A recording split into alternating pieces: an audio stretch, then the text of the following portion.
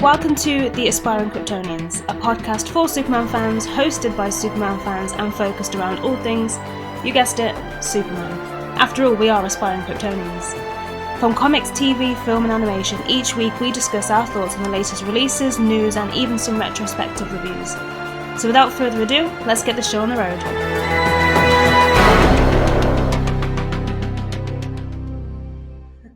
Hello and welcome to episode 8 of the Aspiring Kryptonians podcast with me, Tasmin, and the rest of the team. Ashley. Hi guys. And Evan. Hello. I think no matter how many times I do that, there's always going to be a little gap in between the first name I say, and they're like, what's happening? This week we're going to discuss several topics, including Idris Elba taking on the role of Bloodsport, the Venom trailer, Jupiter's Legacy, Zack Snyder's Green Lantern, Superman issue 31, and Justice League Last Ride issue 1. So I guess we'll start with the non-Superman sort of stuff so we can focus on Superman afterwards. But yeah, the first trailer for Venom 2 released this week. Before we get into the trailer itself, have you guys seen the first one? Yes, I have. I did see the first Venom movie, and it grew on me. First time I saw it, I didn't love it, but the second time, I enjoyed it. I had a really good time with it, and I guess that's the most important thing. Leaving the cinema and smiling, and I was smiling from ear to ear. It was a lot of fun. How about you, Evan? Yeah, I liked it a lot. They nailed the look of the character for sure, and then I really enjoyed how it was like Venom himself, like his personality was very funny. And it wasn't just like a grim, dark, dour, disgusting movie the whole time. There was a lot of comedy and heart, and I really liked that. Yeah, I think it didn't really try to be anything. Like, it wasn't a superhero film and it wasn't a villain film. It was just, but I guess it was a very unique superhero film. And I say that loosely because he obviously ate people, and yeah, he's not a good guy, but I'll be honest, I prefer Venom to Spider-Man anyway, and especially with the films, because I don't like Spider-Man. There's something about Spider-Man that I just don't. He's one of my least favorite superheroes, I'll be honest. Okay. And especially the new films, like it's not Tom Holland's Spider-Man, that's the problem for me, it's the films in general. But I like the Amazing Spider-Man films with Andrew Garfield. I really like those ones. Hey, so do I. Those are my favorites. Yeah, I loved Andrew Garfield. Same. So yeah, the fact that I'm still not over the fact that he's not Spider-Man anymore. So I think that's part to do with it. But yeah, this Venom would tear that Spider-Man apart. And we can only. And I think it was a coup as well that they got Tom Hardy to play the title role. I mean, he's such a great actor. He's a very legit actor, very serious actor. He's been in some great movies over the years, such as Legend, and coming off of like roles like Mad Max Fury Road and Bane. Yeah, exactly, Bane. Yeah, so he was a great choice, I thought, and draw a lot of eyes to the project that perhaps weren't necessarily my mum, for example. Yeah, exactly. My mum watched it because of Tom Hardy. Nice. But yeah, the new trailer, have you seen it, and what do you think of the new trailer so far?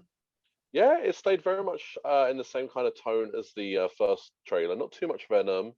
They played a lot more on sort of like the Eddie Brock character. It was great seeing Carnage in it. I was kind of worried that we weren't going to see Carnage, a bit like that first Venom trailer where we didn't see Venom at all. Yeah. This was great, and yes, definitely. I'm buzzing for it. It looks great. How about you, Evan? I thought the trailer itself was a poorly composed trailer. Like, it was just, I don't know, the composition and the editing of the trailer just wasn't great. But the story has me intrigued. It's really, I think Woody Harrelson as Cletus Cassidy is going to be awesome. Yeah. He looks a lot better than he did at the end of the first Venom, where he's wearing a wig. Yeah. I think it looks a lot better. And then I love the fact that Eddie Brock is not a morning person, but Venom is. Yeah. Right. Yes, I thought that was very funny. When I watched, I don't know how I managed to do it, but when I watched the trailer the first time, it cut that bit out. So it kind of started on the Woody Harrelson bit. where he was talking, and then when I watched it, and I saw people posting pictures of that, and I was like, oh, I didn't see that bit. So I went and found it again, and then I saw it, and I was like, what is this? It's I don't know. I think it's obviously it's a very different side to the film and the character, but that's the part of Venom that I'm here for. Like I like that. I could watch a whole film of them two just sort of arguing together, especially when the Chinese woman in the shop as well. I can't remember what he says to her, but she's like actively talking to Venom. Yeah. Yeah, I like that. But yeah, Woody Harrelson looks great. He's a great actor anyway. I don't really know too much about all of the different Venoms in the Spider-Man family, but yeah, he has my attention. And there's also another famous Brit, which is not Tom Hardy. Stephen Graham was in the trailer. Did you see him? I did, yes. He's a great actor. He was in a Sky Atlantic show a couple of years back called Save Me. And it was the guy that created it was in Morgan in Fear the Walking Dead. And he's a phenomenal British actor. He is great, and I'm so pleased to see him in this. Yeah, I'm pleased to see him in any kind of American project, because I think his kind of like hard-boiled acting sensibilities really lends itself to that kind of like American audience. Yeah, he's listed to play a character called Mulligan, who I've never heard of. I don't know if you guys have. No, I don't know if it's a new character or whether it's an established one. I'm not too sure, but yeah, the film's got some really big names. Like Andy Serkis is directing it. Yeah, it's just there's a lot of people. King of mocap, so he might have a lot of input. He's probably going to be in it as well. He must be in it, surely. Yeah. Some sort of cameo. I'm hoping Gollum shows up at the end. But yeah, like I said, I like all the action in the trailer, but it's the Tom Hardy, Eddie Brock and Venom relationship that's got me. I just think it's hilarious. Yeah. But the title is, the official title is Venom, Let There Be Carnage, and it's set for release in September of this year, so we don't actually have that long to wait. Thankfully, and we can actually see it in cinemas because they're open now. Very exciting. And then not long, it will be Morbius as well, so Sony are really doing well to sort of like expand their Spider-Verse. So now Morbius is my all-time least favorite Spider-Man villain of all time. I didn't even know he was a Spider-Man villain. I just knew that the film was coming out. I know nothing about the character. I remember him in the animated series. He had like a really good story arc in the animated series, but again, I don't know too much about him outside of that kind of canon. I did read his solo run that he had recently, like a 6-issue or 5-issue miniseries, which was really nice. So yeah, I'm looking forward to that. I want to be exposed to that side of the Marvel universe.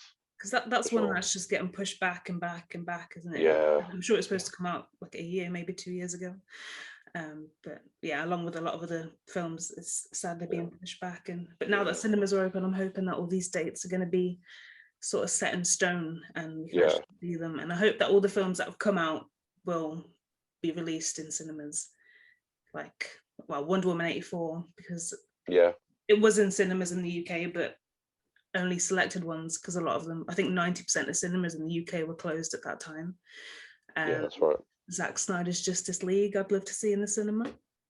Oh but it's not listed at the moment, but we'll see. Well, I was looking on the Cineworld website, and they've got Wonder Woman, Mortal Kombat, and Godzilla versus Kong all listed.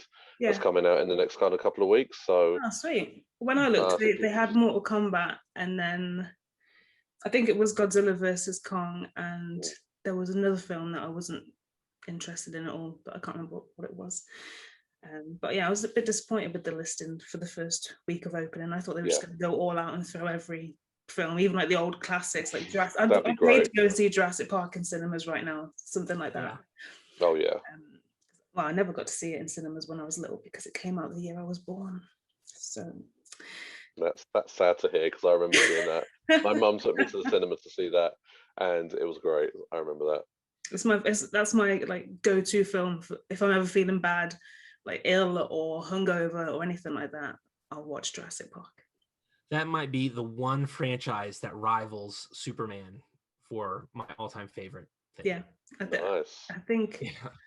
Yeah, it's my most watched. I've probably watched Jurassic Park more times than I've watched Superman, and that's saying something. Wow. Because I've seen it a lot.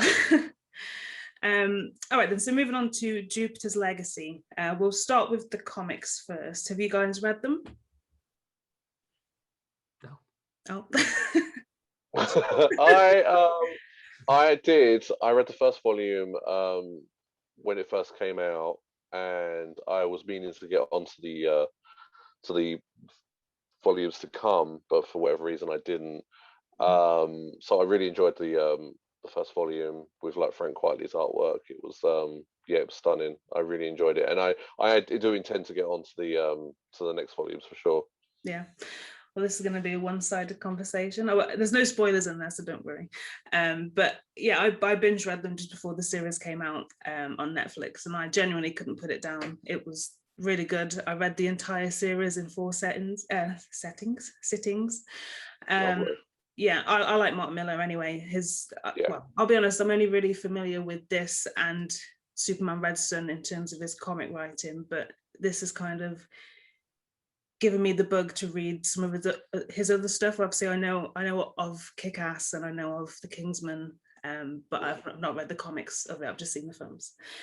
But yeah, I think I liked it because it was so familiar, but it was also so different at the same time, because it was sort of familiar because we've got very similar characters to Justice League. Obviously, Superman and the Utopian are very similar characters, similar dynamics, similar concepts. But then I love how it kind of delved into the personal lives of the heroes rather than what the villains are doing. So usually we kind of see the Justice League take on the villains and forget about their personal lives, but this one was pretty much the opposite of that. And yeah, it's sort of about them taking on the problems within the group, which was quite good. Yeah.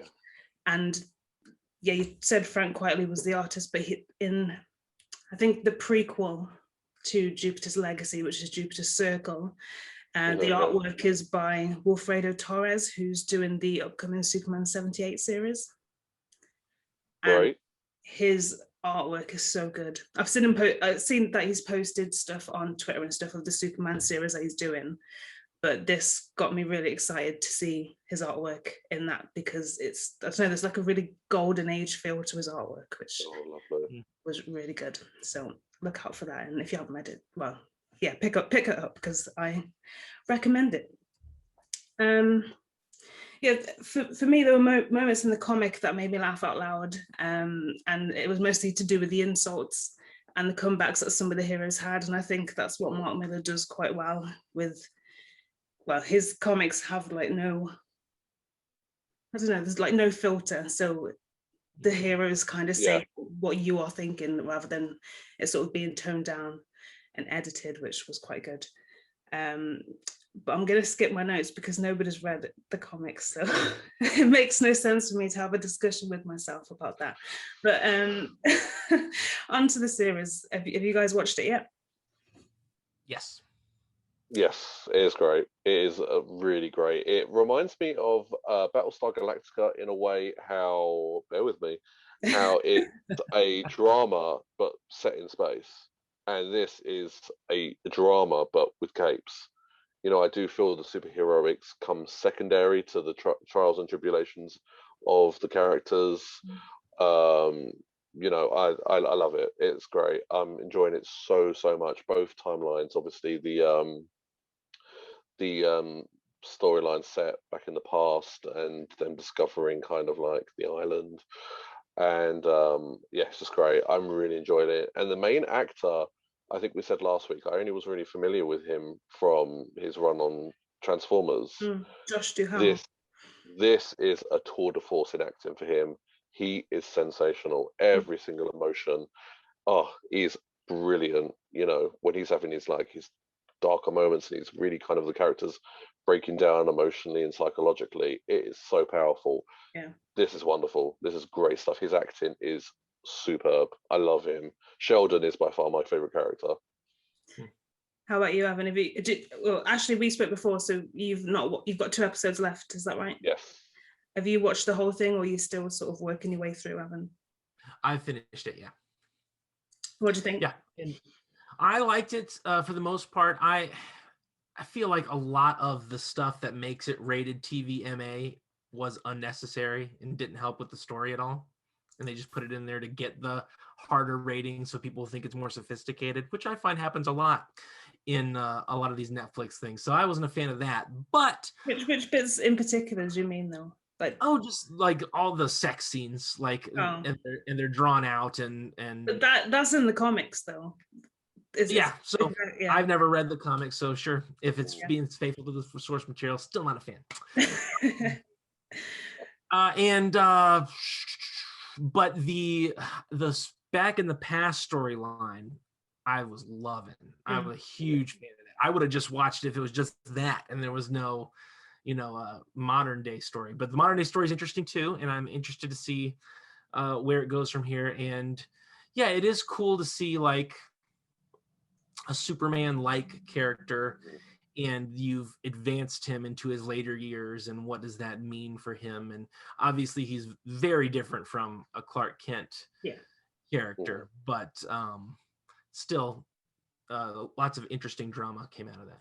Yeah, and there's lots of similarities between, well, in the, I'm trying to think back to the comic, but in the series as well, when they're sort of like on the farm in their spare time and things like that, and the jobs that they've got. So I think Lady Liberty, she's a reporter like Lois Lane, and there's a lot of sort of similarities in that sense. But yeah, going back to the time traveling, where they kind of switch from the past to the present, I found that to be quite confusing because of how often they did it. I think it was pretty much in every single episode. But in the comic, it was Jupiter's Legacy, which is the story about Chloe, and then the prequel was Jupiter's Circle, which is about how they've sort of got their powers and them as a team up group. So it's definitely structured differently. Yeah, so I think I can see why they've mixed the two together, because there's a lot of good things about both sides, but I would have preferred it if they would have started with the prequel, or at least started with one of them, focused on that, and then explored the other side a bit more, because it happened a lot, so it was a bit confusing for me. And I think, I don't know if we're going to see it in future series, but there's quite a lot they've kind of left out, which I would like to see. But yeah, it was really good. I enjoyed it. Josh Duhamel was great as the Utopian. Do you know what I was really impressed with? How they aged the actors. Incredible. Yeah. I couldn't believe, I thought they were genuinely different people playing. Well, I knew obviously Josh Duhamel was, but I think it's Ben Daniels who plays Brainwave. I can't think of his name. Yeah. I don't know his superhero name, but I know his name's Walt. Yes. But yeah, so I didn't even know that they were the same person until like 3 episodes in. So that's how good it was. His was the best makeup. Yeah, for sure. Yeah, I thought Lady Liberty's was very subtle as well. Just a few lines around the eyes, and it's phenomenal. I thought it was. I don't know if it's like, is it de-aging or is it prosthetics, or it's got to be prosthetics. It's incredible. Yeah, because Josh Duhamel, when it's set in like the 30s, that's what he looks like now, isn't it? Of course. Yeah. And then obviously, he doesn't look like the Utopian now. He's had a hard time. But I noticed like the details on the suits and stuff as well. Did you see like it's kind of got space imprints in it? They didn't really show it in detail, but when they sort of pan past it, I noticed that. Which I kind of noticed it as well. I thought it was sort of like a reference to the scribbles or the drawings that he was creating.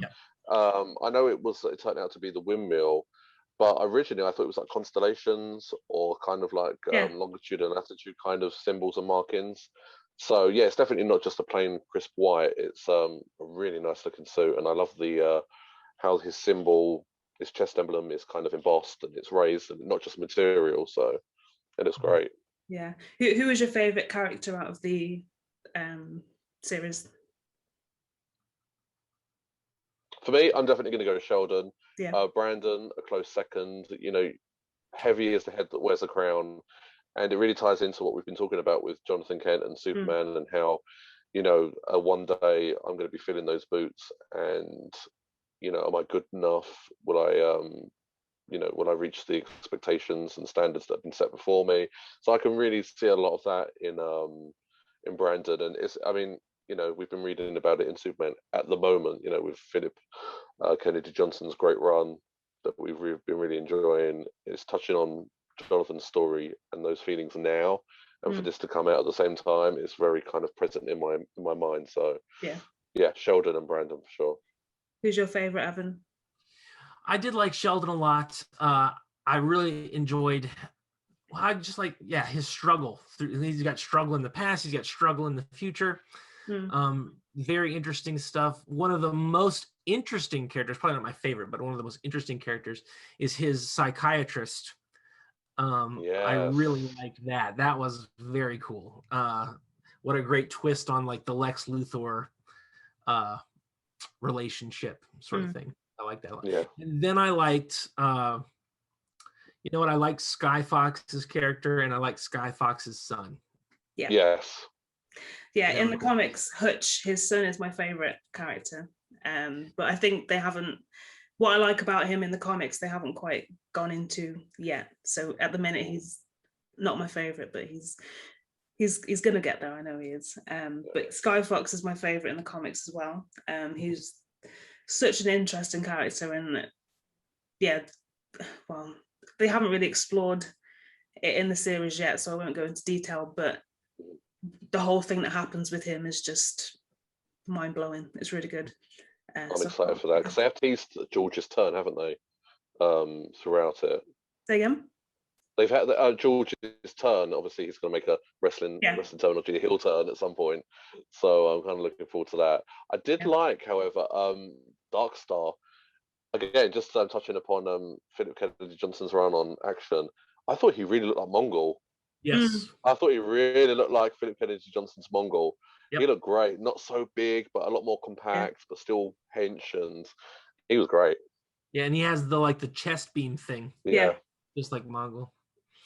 Yeah, I think it's really good. And I'm excited to see what they do with it next, because they've kind of combined the prequel and the series together. I don't really know how many series there could be, because I think you could probably do another 3 series from the comics, or there's at least another 3 sort of storylines in there that they could cover. So yeah. Well, it is Netflix as well, so it could only be 3 seasons or 3 volumes, as it is. Have you guys noticed that on the homepage? It comes up as volume 1. Yeah. Oh, so really? I quite like that. Yeah. Oh no, I didn't notice that. I was just eager, and I just clicked play straight away. I didn't read. Okay, we'll move on to the Superman kind of stuff. So Idris Elba as Bloodsport. Now, there's a reason that I've sort of thrown this topic in there, but I just wanted to get your thoughts on the casting and the character in general. Well, for me, I think Idris Elba is just a great actor. I think he's just the kind of actor that attracts eyes. Be it his role in Luther. He was wonderful in Luther. He was great as Heimdall in the Thor franchise. I thought they could have done a lot more with him. Yeah. He's just a great actor, and an actor that brings a lot of attention to a role and to a project. He's awesome. And yeah, every time you see an actor either popping into their local comic book shop and picking up some source material, or having the comic to hand, it's always fun, isn't it? It doesn't matter if they're like comic book fans from youth, or if they've just picked it up for the role. It's exciting to see them, the comics. He's a great actor, and I cannot wait for Bloodsport. Bring him on. Was he in Gotham, by the way, Bloodsport? I was researching him for the show today, and was there Bloodsport? I'm sure. I have not watched all of Gotham, so he may be in. If he's in later seasons, I don't know. Yeah, but certainly. Gotham, but I cannot. I don't know. I can't place him if he is. And if he is in Gotham and I can't remember, then shame on them. But you know what? It might have been Scalp Hunter, actually. I'm completely going off track, but For sure. Yeah, nonetheless, no, great. I love Idris. Love him. Bring back Luther as well. I haven't seen that either. Luther's great. What do you think of? Well, more of the character, because for me, obviously everyone knows Idris Elba, and we know how good of an actor he is. But a lot of people, well, even I'm not that familiar with the character. I know that I know that I own a few of the comics that he's in, and I know of the character, but I don't know a huge deal about the character himself. Well, I think we've talked about this in previous episodes, but he is definitely a character where if they were very true to the source material, I don't think they could put him in a movie, because he's very like he's just basically like a school shooter. Like he's a yeah, I remember you saying that. Yeah, and like the first comic he's in, like the imagery that they're showing in that comic, it's like, wow, I can't believe they got away with this.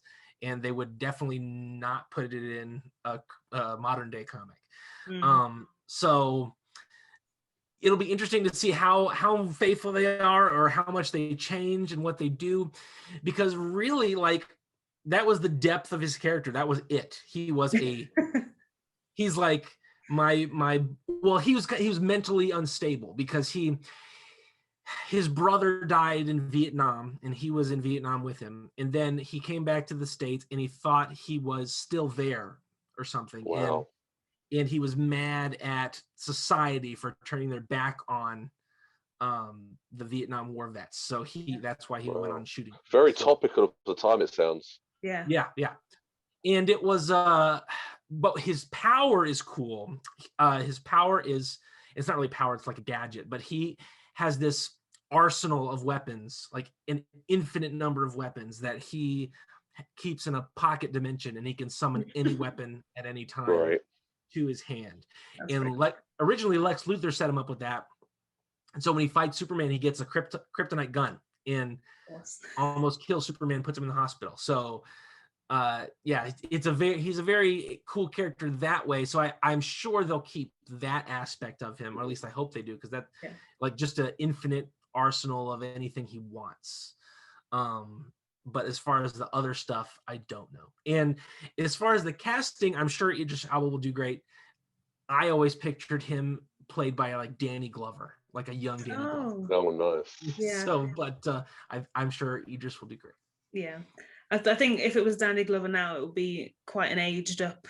I don't know. He definitely wouldn't be right now. Yeah. But Well, one of the questions I was going to ask you is, do you have any favorite moments of the characters that you'd like to see featured or referenced in the Suicide Squad? Which I guess you answered, but I suppose they're probably not going to explore that whole shooter thing because it is still so topical. I'm sure it was topical back then when they did it, but it's still very topical now. So I don't know, it could be included and it could win sort of brownie points for addressing it, but it could also offend a lot of people.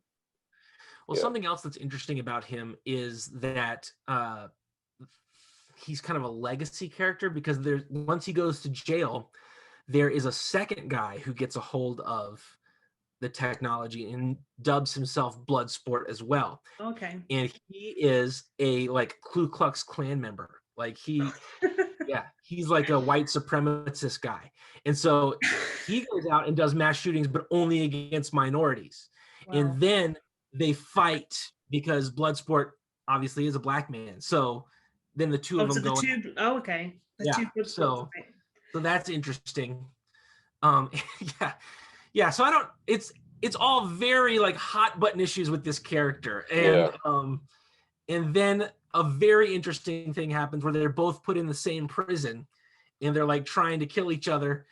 And so the warden's like, we need to stop this violence because like the prison is split in two, like siding with one or the other. And so he's like, what we're going to do is we're just going to let them fight. We're going to have a boxing match. We're just going to let them fight. And Superman, you be the ref. Oh my God. Superman's like, I am uncomfortable with this. Yeah. But since you're going through with it anyway, I guess I'll do it. Just to make sure nobody dies. Well, I can't wait to read these comics now because it sounds really good. Yeah. Very interesting. So I don't know if I have favorite moments with him, but he's definitely an interesting character. Yeah, definitely. And he has one of the coolest comic book covers of all time when he's blowing up the logo with his gun. Yeah, that is good. And speaking of that, the reason I brought this topic to the table is because obviously, as we mentioned, Idris Elba posted a picture of him and the comic that Bloodsport first appeared in, which is Superman issue 4 from 1987.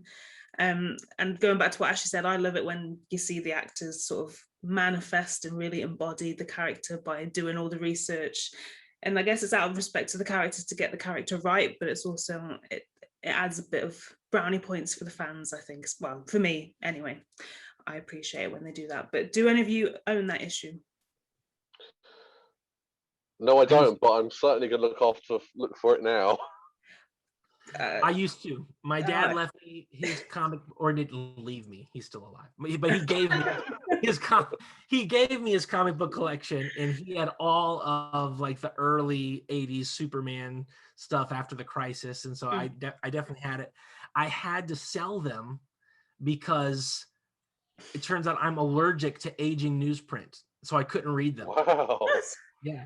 So when I opened them up, like I'd just be sneezing and crying and stuff. No way. So yeah, I was like, I guess I'll sell them and then I'll rebuy them digitally. So well, going on to that, so after I saw the picture of Idris with the comic, I did a little check to see that I had it, and then I did a little check on eBay, and well, I got the issue probably about 8 or 9 years ago, but I got it in a bulk buy. So what I used to do is I used to go to a car boot sale, and there was a guy selling loads of different comics, and he had a bunch of Superman stuff. And he sold for like £1 or £2 a comic, depending on how good they were. Yep. So I'd go in and buy a bulk, and if ever he couldn't make the car boot, he'll drop me an email, and then we'd meet in a car park to swap comics, which sounds a bit dodgy, but it worked. It wasn't a drug deal; it was a comic deal. But yeah, so I would have paid about I guess probably spent more money on comics. But yeah, so I probably paid about £2 for that comic. That's great. I looked up on eBay after seeing that picture, and it's about £80 to buy now. Well done, you. That's a great buy. Yeah. So I was like going to give the listeners a bit of advice, and if you have it, do not sell it. Do not get rid of it, because all they've done is announced that Idris Elba is Bloodsport, and the price has shot up. So imagine what it's going to be like after the film. But yeah, speaking of Suicide Squad, it's actually been pushed forward for the UK, so it's no longer coming out in August. It's coming out on the 30th of July. And I'm not too sure about America, actually. I think they may still have the same date of the 7th of August as it stands, but who knows? Yeah, that's actually really close. It's coming really quickly. Yeah, because when you see all these trailers, you're like, oh, that's what's coming in the future, but it's literally less than 2 months away. Yeah, it's going to be crazy to be in it, and actually cinemas open, and what's going to be hitting us. I mean, it's going to be crazy. Maybe going to the cinema every week, maybe every 2 weeks. It's going to be great. On to Zack Snyder, who revealed a first look at Green Lantern. Did you guys see the picture? Yes. I did, yes. So among all the Army of the Dead interviews, because that's coming out late, I think it's next week that comes out, or this, it's not this week. Yeah, I think the States have already got it, haven't they, in the cinemas? Have they? Have you? No, for the Zack Snyder Justice League. Oh no, Army of the Dead. I don't know. Oh. As I've said, I'm not a zombie fan. So. Oh yeah, of course. Yeah, I've definitely seen online somewhere that I think there's been certain screenings. Oh, okay. Of it, and some lucky people have already got to see it. But yeah, obviously it's going to be on Netflix next Friday. So. Yeah, that's it, next Friday.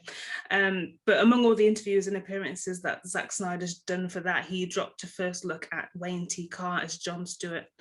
And I think he looked great considering the picture we saw, because it was obviously really blurry because he's holding it on his phone. So someone's taking a picture of him holding the picture on his phone. But it's kind of bittersweet, because I'm glad that they've shown what he looked like, but it's also kind of like a kick in the teeth to say, oh look, here's what he could have had. Yep. Yeah. Is there any possibility of him appearing in the Green Lantern show at all, or is that completely off the table? Well, they've only announced the casting for, I can't even remember. It was Guy Gardner. Yes, yeah. Are you talking about the character or the actor? Both. I think the character's definitely going to be in this series, but I don't think they've announced who it is. Right. Well, with Warner Brothers, probably not. Yeah. But I'm pretty sure I've seen on social media that, well, I'm sure Zack Snyder and Wayne T. Carr shared it, but they shot scenes of him as Justice League, as Green Lantern for Zack Snyder's Justice League. And that obviously wasn't included in the theatrical cut, but it also wasn't included in the Snyder cut. So it'd be interesting to know what happened to those scenes and what the context was, because it seems weird that Zack Snyder would shoot the scenes and then cut it out. But I know that it was sort of because of the HBO series coming out, but I think they could have introduced him. Oh, I would have been very exciting. It would have been very exciting when obviously the original trailer hit, and they have the line with there are no lanterns. Straight away, I think that piqued people's interest across the board. You know, Green Lantern is a high concept kind of character, and to fit him in to, you know, a Justice League movie, be it the Snyder cut or the original cut, would have been an immense feat, I think, for me. So not too disappointed that he wasn't in it, because I could appreciate the trials and tribulations of it was, if he was in it, trying to explain who this character is, you know, trying to drop in the bomb that there are literally hundreds of thousands of these aliens out in space protecting the galaxy, and a human already involved. You know, that's quite hard to explain for me. So not disappointed, but excited to see what the HBO Max show brings, and I hope this guy gets his just desserts and maybe has a role in it. That'd be cool. Yeah, I hope so. But yeah, I'm just hoping for some sort of news on the Snyderverse at DC Fandom, or just any sort of announcement. And I know it's wishful thinking, but I just don't understand how Warner Brothers can deny the hype for this and the support for it. It's obviously been a huge success, and I think I saw something on online, and it was to say that between 750 and 800,000 households watched or streamed Zack Snyder's Justice League just in the UK. So imagine how small we are as an island, like, and population compared to the rest of the world. And if people would have paid £10 to £15, which is probably the going rate for cinemas, to watch it, imagine the money that they would have made. And people have seen it, like I've seen it like 8 times. So, you know, and I'm still willing to go and watch it in the cinema. So I think it's just crazy for them to deny that this is the. It's crazy to think how, you know, how rabid the fan base are about Zack Snyder, yet how anti the studio is. And in my interpretation of a studio, you want to find something that the fans are going to want to latch onto and to, you know, really get behind. And they've got it, yet they don't want to. I don't know. It's just like the invisible barrier that they just will not seem to want to get over. And I was surprised. I won't lie. I was very surprised that Snyder Cut came into fruition. Yeah, I thought they were done, and the money that, you know, the studio had to spend to get this movie up and running is kind of crazy to me. And yeah, it's just bonkers. I'd like to know though what other kind of irons he's got in the fire in terms of Netflix. Has he got like a deal with though, or has he got more projects down the line? I was under the impression that he did. There was some kind of like deal going on, like whereby Netflix are kind of invested with the guy that done Star Wars, Rian Johnson, and Knives Out. I thought they'd done something similar with Zack. He has this? I think it's Stone Quarry, isn't it? He's got like a production thing, right? And I think that might be the deal with Netflix potentially. But then there was also talk when the Snyder Cut first came out that maybe if this was successful, which it is, maybe to do stuff with HBO Max. But I don't think that was, obviously Warner Brothers are going to have to give the go ahead for that. So that's probably the barrier there. Yeah, I think personally, I think he's going to be quite happy at Netflix. I think they're going to keep investing in him. He's not going to have any of the hassle or chagrin that comes with making a DC movie. I'm quite happy to see him stay in Netflix and just keep on producing original IP more than anything. You know, sadly, when I'm thinking about the director and his own well-being, you know, because I'm a Zack Snyder fan, I've loved his work. You know, harking back to you know, Sucker Punch and Watchmen and, you know, 300. I just want what's best for him, and I think playing at Netflix is sandpit is going to be the best thing for him. Yeah. I'm still waiting on a sequel to the Owl movie. Oh, what a great film! Yes, I always forget that Zack Snyder. But anyway, hashtag restore the Snyderverse. But this sort of reminded me, but did you see some of the other articles that have come out in the past, I think it's probably this week, regarding Man of Steel 2? Have you seen I guess they're allegations.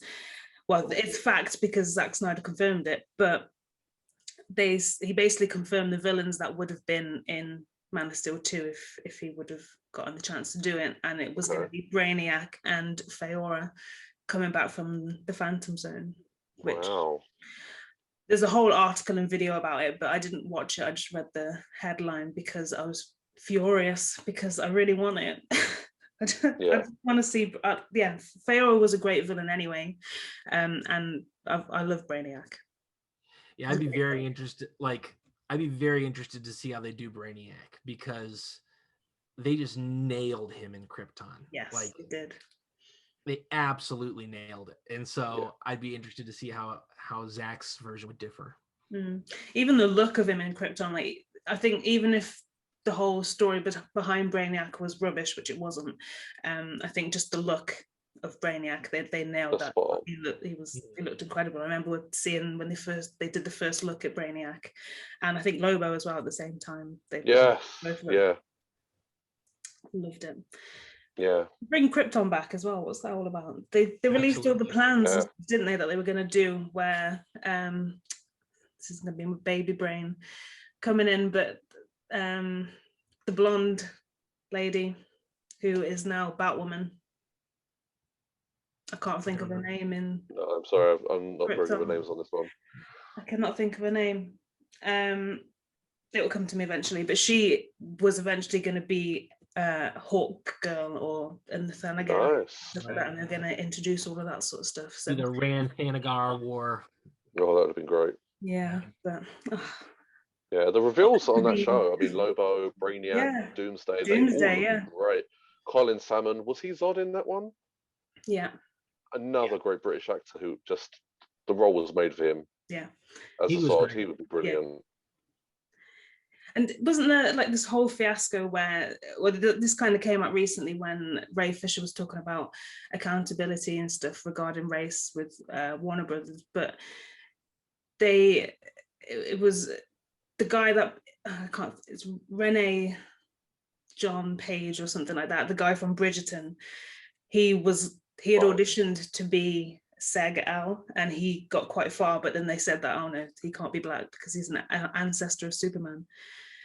But obviously then they put Colin Salmon as General Zod, who in the films and comics isn't of color as well. So it just didn't make sense. But, yeah.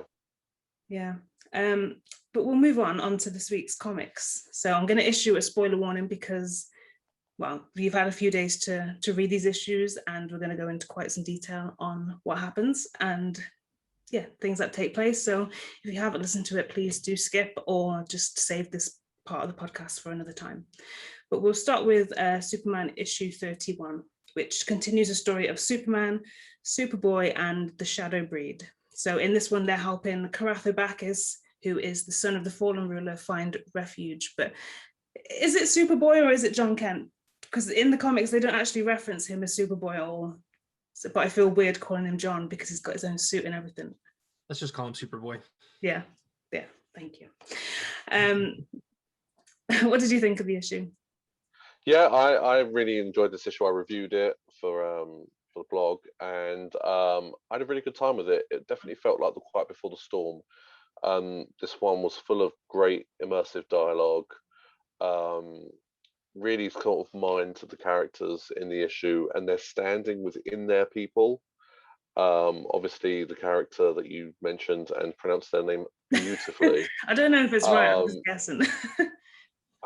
He has a very interesting relationships with his father, who's the late ruler of the planet. He has an interesting relationship with the scientist who I believe helped the Thakram destroy the one who fell to begin with. Just really interesting dynamics. The scientist obviously nurtured him more, was more of a father figure in a more sort of like soothing manner. His father was very cold. And it was just really interesting to see his standing within the populace. And then Jonathan obviously went into detail about how Superman is viewed and how Superman is less of a mantle to be given to someone else. That is his father's true calling. He you know, Cal / Clark, Superman, they are one and the same. Yeah. That's not just a secret identity. That is a part of who he is. That is who he is. And it's not simply a mantle that could be passed on. So they've definitely been playing up a lot of, you know, Philip K. Johnson has been doing a lot of building, you know, looking into Jonathan and how he can see himself in the future as being Superman, because obviously we had that really interesting future state story arc where he was Superman, and the doubts were still there. So it's going to take some time for Jonathan to, I think, fully come to terms with who he will become. So I thoroughly enjoyed it. It was definitely a Quiet Before the Storm, a lot of dialogue, not so much action in this one, but a really absorbing, wonderful read. I really had a good time with this one. They had quite a lot in common, didn't they? Karath and John, in terms of like the other things that I think that's why they kind of got on and why he trusted him so easily. Yeah, I think he could obviously tell. Superman / Clark's, you know, how he treats his son, and perhaps how he wished he was perhaps treated, and he had to look for that elsewhere. What did you think, Evan? So I'm not gonna lie, I didn't actually read all of this one by accident. We could spoil the whole thing. I started reading it, and then I got distracted, and I started reading Justice by Alex Ross, and then I came back, and I thought, I had read through all of it, and so opening it just now, I'm like, well, I did not read all of this, but I am like, when I did read, and it's a cool continuation of the story. I would love to see them go back and do like show the origin story of this, like release it as its own issue. And show the first time that Superman came to the planet, and you could make it look like it was drawn in the 50s. So like make it like retroactively classic Superman story that they're progressing. That would be fun. But this is why I thought that they were an existing character, because when we interviewed Philip K. Johnson, I was like, I'm not familiar with this race. What happened? And he was like, oh, they're just brand new. So because of how well thought out it is, I presumed there was already that available. So yeah, definitely, I'd love to read that. That would be cool. But talking about the mantle of Superman, and here we have Clark's narration, and he is basically refuting what John has already said, where he's like, Dad, you are Superman. He's like, no, not really. I'm just me, and you can be Superman too. And I totally get how that's how Clark would see it, but I don't agree with him. So he is Superman. Anyone who comes after is just a successor. They're not the genuine article. So I think that's interesting. And now it looks like things are going to ramp up big time for the next issue by how this issue ends. Well, you just had a quick look. I don't want to spoil it for you, but I read a couple of pages while we were talking. Yeah. So at the very end. So yeah. Good job I didn't ask you questions during that discussion. But yeah, so I think going forward from here, we're really going to see Superboy / John really shine. Obviously, Superman is now, well, we assume, been infected by the shadow breed, or I don't know if that's the technical term, infected. But his eyes are black at the end of the issue. So there's really only one person that can help him and save him, which is John. Yeah.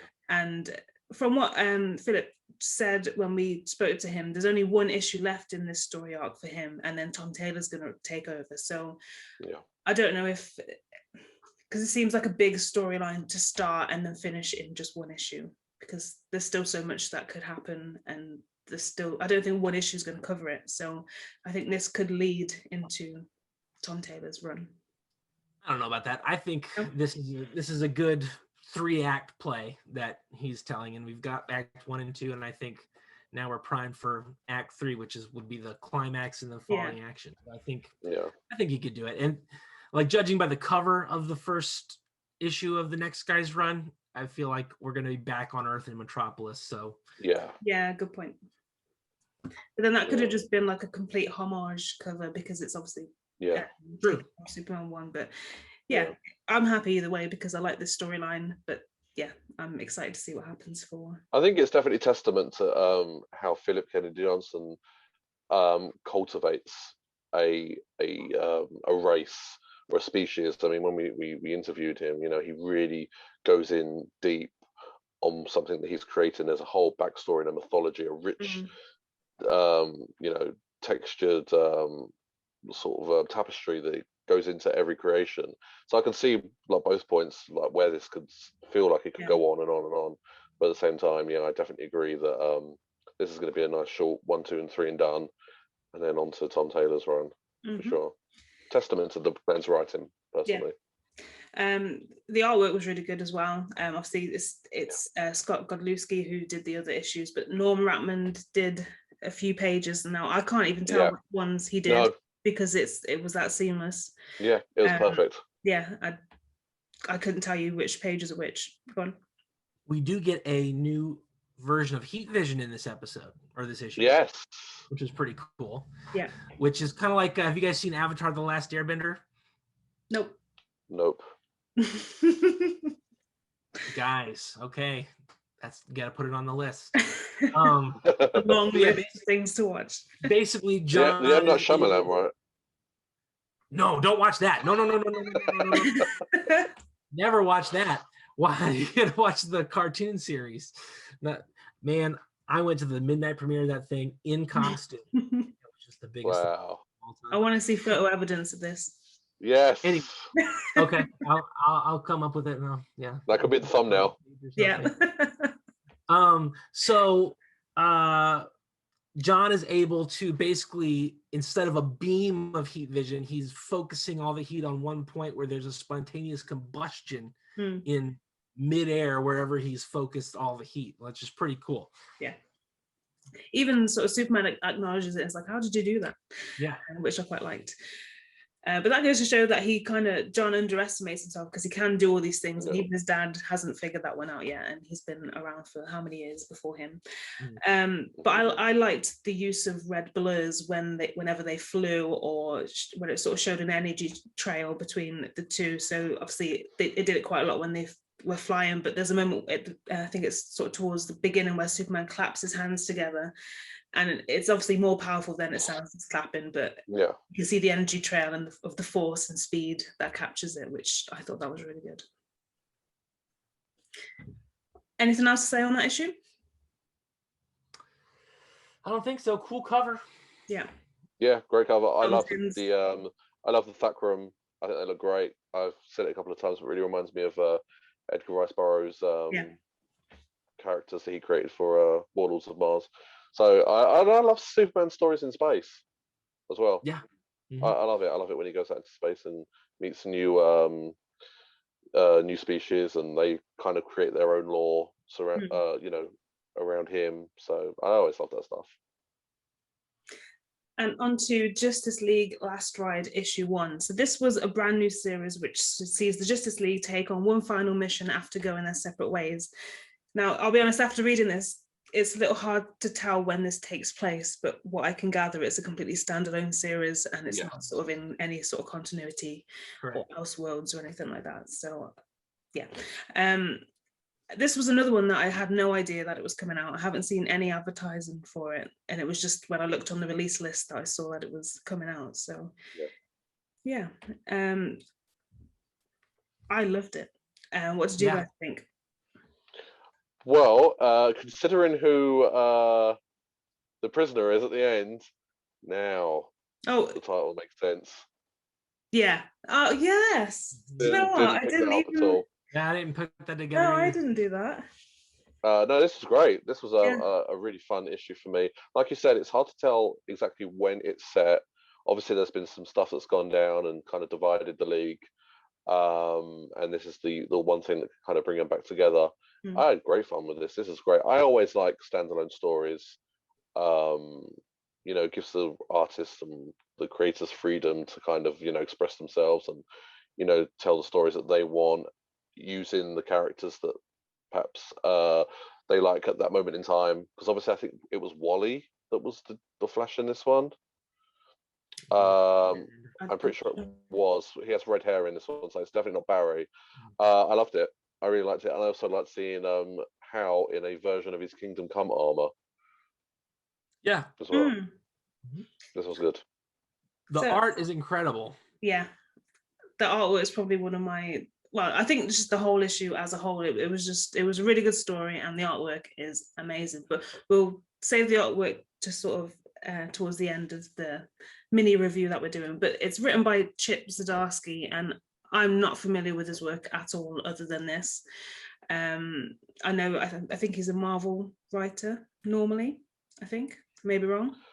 So Chip Zdarsky is, he's writing the current run of Daredevil at the moment, and I am absolutely loving it. This guy is a great writer. He's also worked on Spider-Man. I'm surprised to see him on this because I thought he was exclusive to Marvel, but this was great. Maybe this is the sort of stepping stone from going from Marvel to DC, maybe, or doing more for DC at least. Yeah, no, but like I said, he's writing for Daredevil at the moment. He's on like a 30-issue run so far. Absolutely superb. Knocked it out of the park on that one. And yeah, this is great. This is great. He wrote Spider-Man Life Story, which was awesome. Yeah. Yes, that's right. And that series is where it's 6 issues, and they take Spider-Man where he started in the 1960s, like he did in real life, and they age him in real time. Right. So by the time you're in the 2010s, he's like 60. That's pretty cool. Yeah. Well, I'm not a big Spider-Man fan, so I won't be picking that one up, but I'll take your word for it. It sounds interesting. But yeah, so as Ashley said, this issue sort of follows the team as they're called together to do one last job together after they've all sort of been separated and fallen out. As it stands, we don't actually know what's happened between them, I don't think, unless I've skimmed past it. But based on the way that they're acting, it sounds pretty intense and serious. But their job is to basically protect Lobo so that he can actually face justice for what he's done. I'm sure there are countless other crimes that Lobo has committed, taken into consideration the character, but there is mention to him killing the new gods in this. Yes. I think that's the key crime that he's being charged for. But actually, you said that this was an effort to bring the Justice League back together, but I don't think it is. I think it is literally one last job, because there were talks of the Green Lantern Corps looking to take on their responsibilities on Earth, because Batman was kind of against it, whereas Superman and Wonder Woman thought it was a good idea. Yeah, I just kind of felt that, there definitely is something to be mined here. I'm definitely, in the coming issues, I think we're going to find out what fractured the group.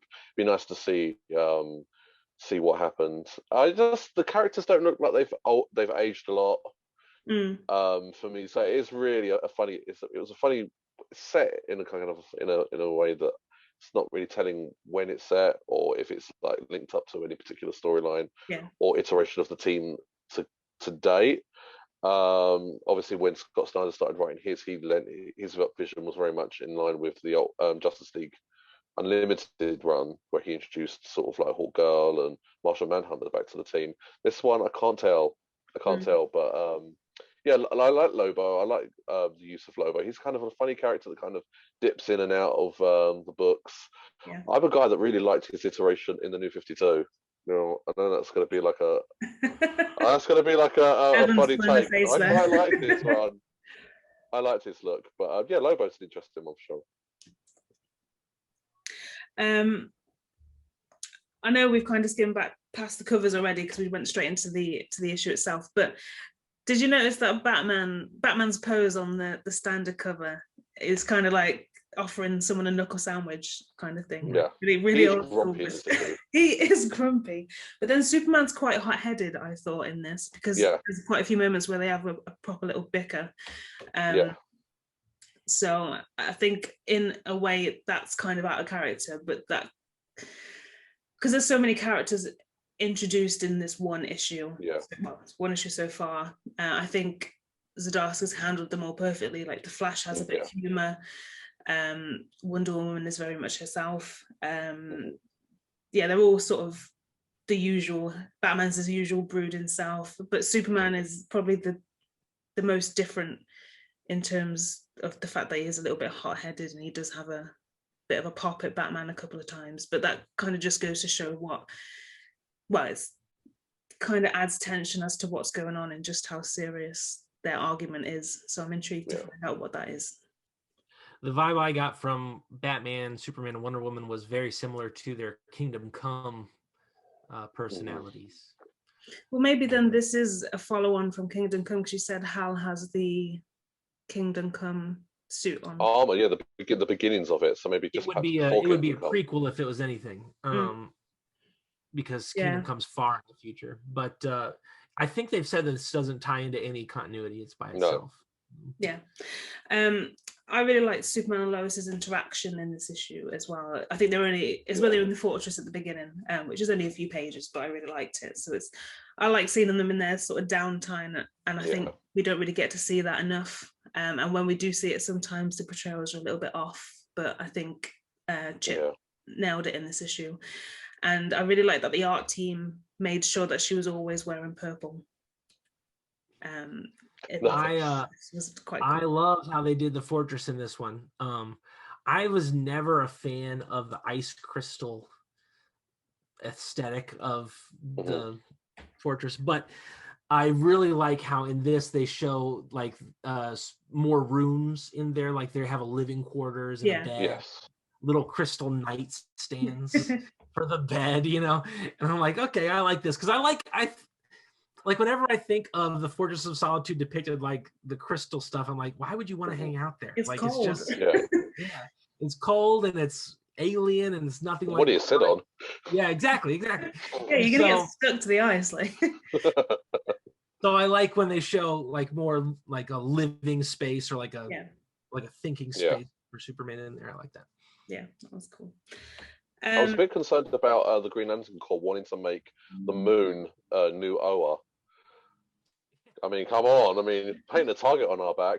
I want Oa as far away from Earth as possible. I think it would be a good idea, because then you have like a whole extra world of superheroes plus the superheroes on Earth. It would be like the hardest place to invade in the universe now. I don't know. When are they ever there? They never seem to be on Oa. True. I did think it was weird. I did think it was weird that the Green Lanterns were pulling like a Teenage Mutant Ninja Turtles, and they're all wearing like hoodies. Even log, like, where did you find the hoodie that big? Yeah, he could wear one. Going on to the artwork, which I absolutely loved.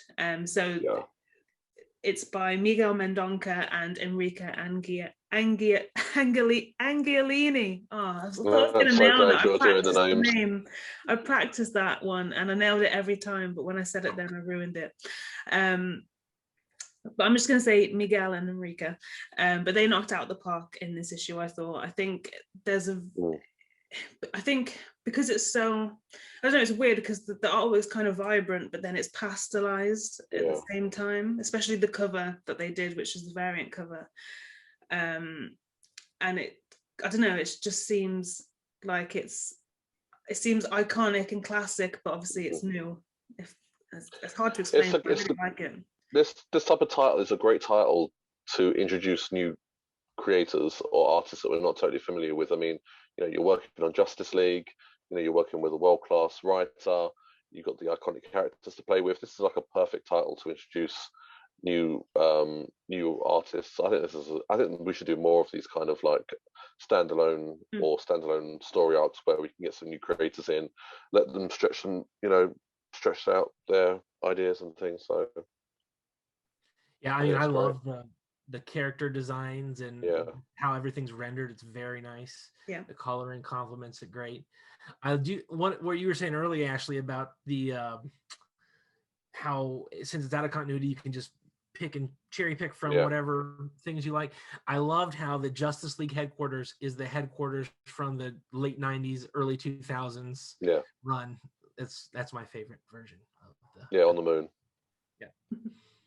Yeah, it makes total sense. I mean, I even liked it when it was floating in space, like in the animated series. Just it makes sense to be like the first line in defense. Mm-hmm. But when I finished this issue, I kind of did a bit of research and I wanted to see how many issues there were. But I checked the CLZ Comics app, which is what I used to track my comic collection, and there seems to only be 2 issues left, which I'm already sad about because it was so good. But I don't know whether that's just because, I don't know whether that's the full series or whether that's just all they've got listed on the app at the moment. But yeah, I'm hoping that there's more because it seems a shame to just introduce such a good storyline for just 3 issues. Yeah. And they're going to be released monthly, so we have to wait another month to find out what happened. Wow. This definitely feels like the type of like title that Tom Taylor would take, because I mean I feel he's very good at you know, creating a storyline that is out of continuity, that's completely isolated, using all the familiar characters that we know, like Deceased and like Injustice, and like his Avengers run that he's going to do, Dark Ages. So this feels like a kind of a title that he would be writing. So I'm enjoying it. Yeah, a long wait. Yeah, for sure. Yeah, definitely. Anything else to say about Justice League Last Ride? I can see it now. I didn't see that at first. Obviously, Lobo Last Ride. I didn't. Bring back New 52 Lobo. I haven't read that, so I can't comment. I'm just laughing. Smile and wave, boys. And yeah, finally, so we're going to add a bit of a new segment to the show, and it's kind of going to just talk about what we've been reading this week. And Evan, you kind of inspired the topic. I'll be honest, with one of your messages this week. But so this is basically going to be a section for the classic old issues that we've revisited or read for the first time, comics that we've caught up on, basically anything that hasn't been released that week or something that we haven't talked about yet. It's a chance to discuss our opinions on those classic storylines and things like that. So if you listening want us to cover anything specifically, please do let us know. We'll sort of do a little book club where we team together and read it so we can discuss. And it also gives me a chance to talk about the Ultimate Superman reading order that I'm working on, because a few people have started asking about it and why I haven't mentioned it so much on the podcast. But we'll start with you, Evan, because obviously you inspired it because you said you've read a particular book this week. Yes. Yeah. I read the Lois Lane maxi series, the most recent one. I can't remember who writes it. Greg Rucka. I don't have it with me. Greg Rucka? Yeah. Okay, yeah. I think that's the one you're talking about. Yeah. I had, and I've had a couple of single issues of this, and so, but now I finally got the graphic novel from my library and I read it just to see how it ended. And I'm like half and half on it. I really like the fact that Lois got her own series. I think that should just be an ongoing title, honestly. Yeah. And then there was some great moments in it that I really liked that tie in directly to the continuity books that were going on, which I think is weird. Because like they've released it, it's done, it's a limited maxi series, and you know, I feel like it should be its own self-contained story. But I mean, they address John going to the future, and that was a great conversation between those two. They address Lois's dad passing away in the Event Leviathan story. And then one of the other things and then they address like Superman's secret identity problems. Where Renee Montoya is like, "What are you doing, cheating on your husband?" You know, like, So that was a really great moment. She's like, "I'm not judging. I'm just saying you're kind of being, sloppy about this." And Lois is just playing it off like, "What I do is none of your business." Like, she's just not helping herself at all. I thought it was great. And then they do a thing at the end where it ties in stuff from like all the multiversal shenanigans that have been going on.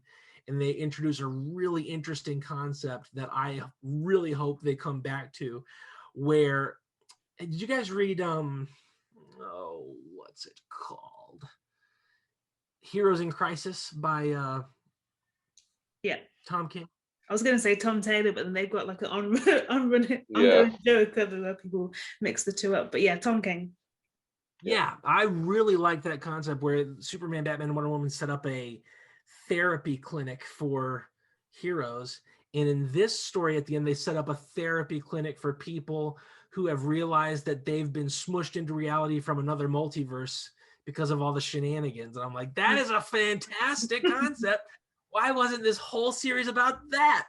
But it's only in the last issue. So I really hope they come back to it. And then other than that, most of the story, I'm just not a big fan of Renee Montoya and as the Question as a character.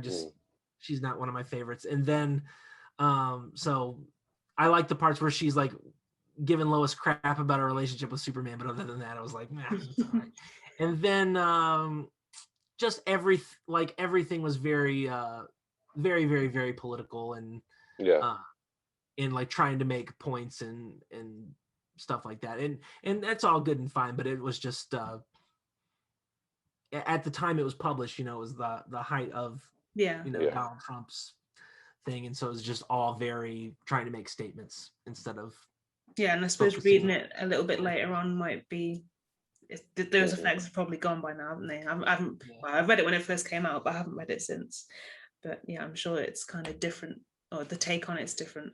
But I like that series. I liked the character that they introduced. I think what's her name, the Kiss of Death or something like that. Yes. Yeah, she was cool.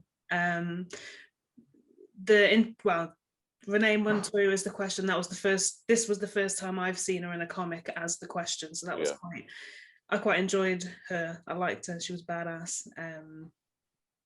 And they had like a little relationship going on, didn't she, with the woman who was Kiss of Death. I can't think of her normal name. I can't think of it, but yeah, I like that.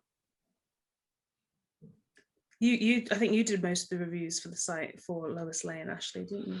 Yeah, I liked it. I'm a big fan of Greg Rucka's work. I love Mike Perkins, the artist. He'd done a phenomenal run on Iron Fist recently, and that guy just knows how to do combat. And even though this wasn't too combat laden, when there was action and fighting sequences, I thought it was outstanding. He's a really good artist, and he's one of my favorites. So I enjoyed that run. But like you said, very political, deeply entrenched in sort of politics and sort of economics and espionage and things like that. So yeah, it was a mixed bag. You know what I did is I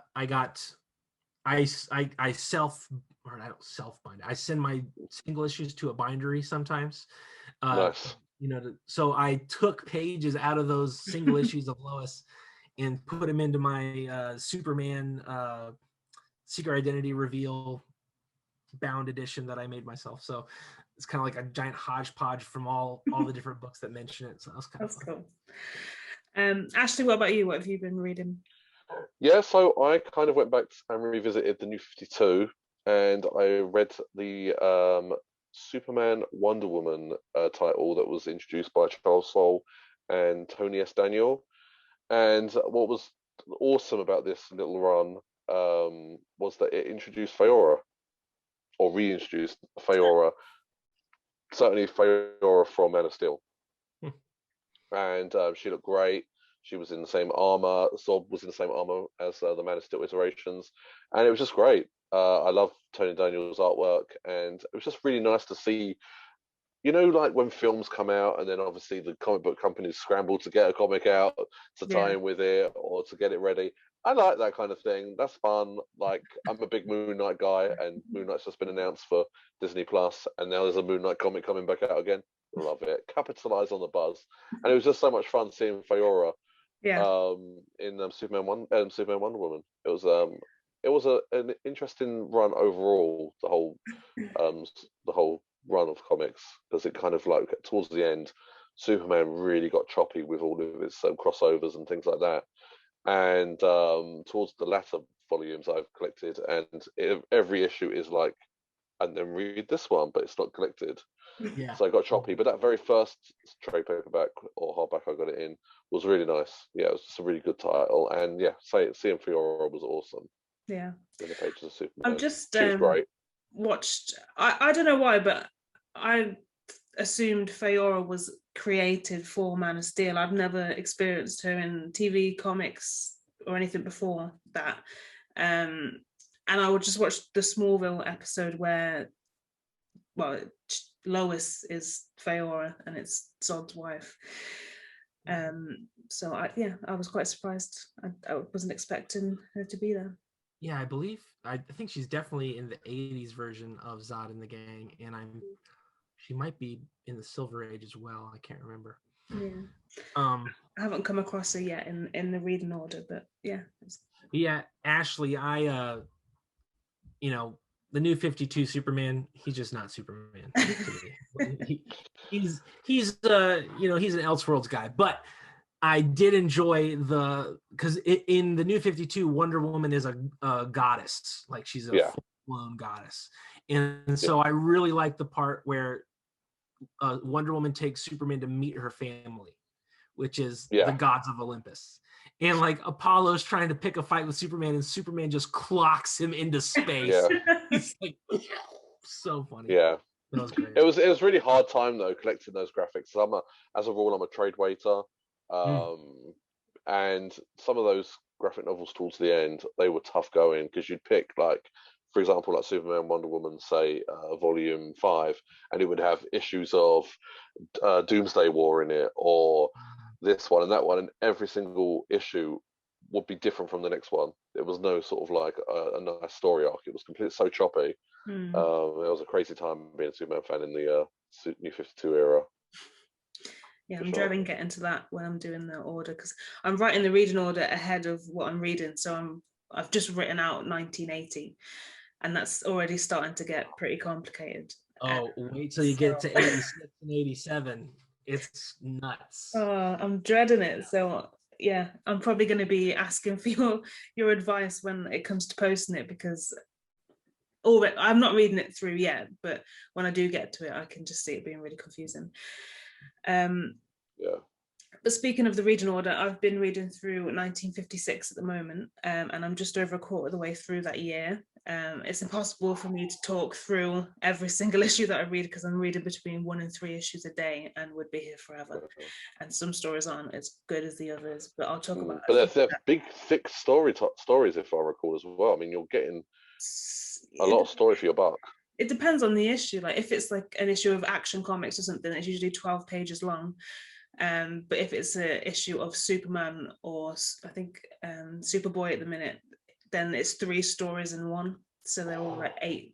Wow. I think they're 8 pages per story, and it's time consuming, but I'm enjoying it. But it's starting to feel a bit like a chore sometimes. But I'm not going to stop. I've started. It's going to be my life's work. I'm going to be doing this till I'm old and grey, I'm sure. It's incredible. But yeah, there's a few issues this week that I read that stood out to me, and the first one was World's Finest Comics 82. So in this one, Superman, Batman and Robin got sent back to the 17th century to find out what happened to the man in the iron mask and find out who he was. And I love that sort of era of story anyway. There was a TV program called The Musketeers, which was all about D'Artagnan and stuff, and I love stuff like that. Sword fighting, I'm in. But yeah, they first meet D'Artagnan and they make a plan to take the place of the 3 Musketeers so that they can kidnap the king and get him to release the man in the iron mask. But yeah, it was just so fun, and it was great to see Superman, Batman and Robin sort of dressed in the big hats and with sword fighting. That's great. It was really good. There were some good panels in there. Superman was Porthos because he's sort of known for his brute strength. But they didn't really go into detail on who Batman and Robin were, or which of the 2 other Musketeers they were going to be. But yeah, there were some just good panels of Superman getting attacked by like old school weapons like cannonballs, and I think he made a sword out of like 5 people's sword, and it was just a mega sword, and he didn't chop them in half, but he just swung them out the way with the sword, which was pretty good. Nice. And then this one's probably the weirdest issue I've ever read. It's Adventure Comics 225. So if you haven't read this one, read it, just because it's not particularly a great story. It's just, you just think, what the hell were they thinking? So Mr. Lang, Lana Lang's dad, went off exploring and comes back with a rare bird who looks a lot like a crow, but he has superpowers. Already it's crazy, but the bird has the same powers as Superboy. So he's exposed to some sort of explosion of kryptonite, and he he gets like, well, obviously the bird can fly anyway, but he is strong. He's got super intelligence, which means he can talk. And yeah, he's pretty much cleverer than a lot of people normally are. And he kind of escapes from the cage and finds someone who's also broken free from prison. So they're kind of in the same boat. And they team up to do a load of robberies and declare Superboy as their common enemy because he's obviously trying to capture the both of them and put them back in their cages. But that's the story as a whole. But it's there's a great. Where's the pop vinyl of this character? Yeah, I think it's called the Minar bird. I don't know if I've said it right, or it's Minar bird or something like that. But there's a really funny. Well, basically, it's a crow, so the bird's black to begin with, but then the prisoner makes him a little suit, which is red, blue, and yellow, of course. So there's a panel of Superboy and the bird flying to attack each other, which was just hilarious. And I have nothing more to say about it than that. It was just weird and wonderful, but it stood out to me, so I thought I'd share it with you. I suppose it's like a really great commentary on, you know, the highs and lows of comic books, you know, the different stories told. I mean, you know, comics are still very, you know, the revered comics such as Denny O'Neill's run on Green Arrow deals with sort of like hard-boiled issues like drugs, and Frank Miller's Batman is very grim and dark and dystopian. And then you have superpower birds. Well, there's something there for everyone. Back in the 50s, you talk to the creators, they're like, we didn't care. We're just trying to get a paycheck. Like, we just have to have a story out next week, so we just got to make up junk and put the magazine out. So they weren't like, they weren't trying to make like legacies or anything. They're just trying to... there were a lot of random stories, but I think that's just the weirdest one I've read, to be honest. But that's why I'm liking reading the old ones, because the stories are completely crazy and you genuinely don't know what is coming next, because none of the stories are intertwined like they are now. So you read an issue and it's just a standalone issue, so you don't really know what to expect, which is good. I just want to read all of the Superman's girlfriend Lois Lane books, because every cover of that is just gold. Yeah. Like, and I just want to read the story that's inside. Just weird stuff. Yeah, I haven't got to that one yet. I think is it 7? I think it's in the, I don't know. I thought it was in the late 50s, 60s. Yeah, I think I'm a few years away from that. I'm in the Jimmy Olsen bit now. I think I'm on issue 13 of that.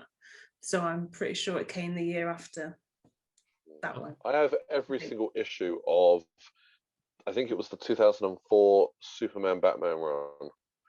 And that run that blew my mind. Just seeing that logo for the first time, the covers were dynamite, the creative teams were dynamite. I mean, Jeff Loeb, Ed McGuinness, and then the late great Michael Turner. Yep. I mean, that run was spectacular, and that had me run into the comic book shop every single time it was out to pick up that specific comic. That was one of my favorite runs of all time. Ed McGuinness's artwork in that first arc is just muy bien.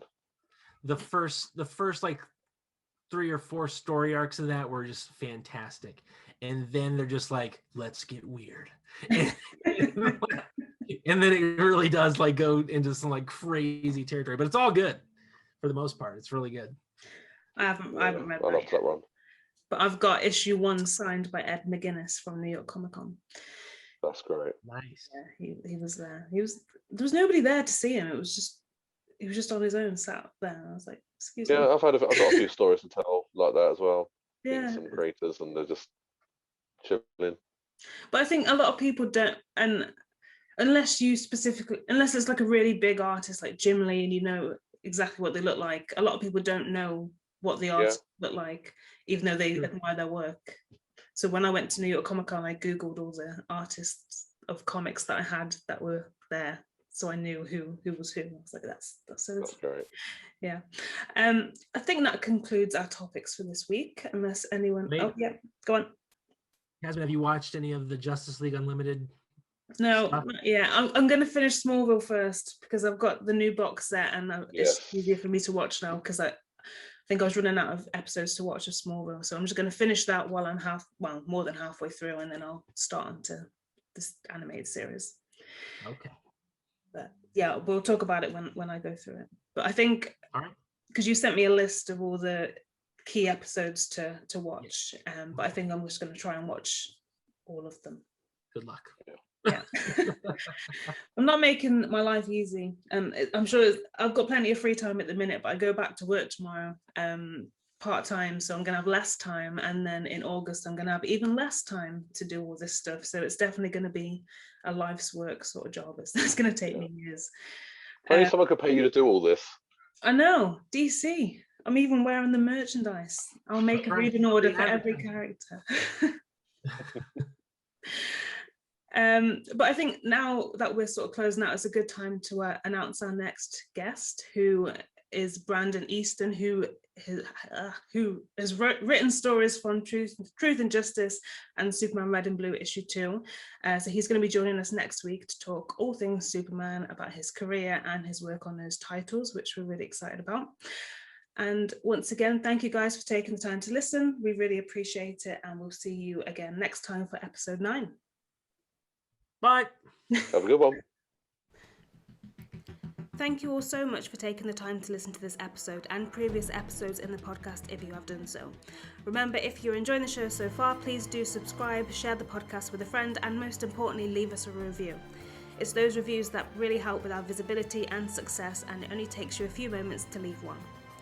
As well as that, if you want to find out more about us, head over to our website www.theaspiringkryptonian.com, and if you want to follow us individually on social media, we're on Facebook, Twitter, Instagram and YouTube, so I'll drop those links in the episode description so you can get to know us a little bit better.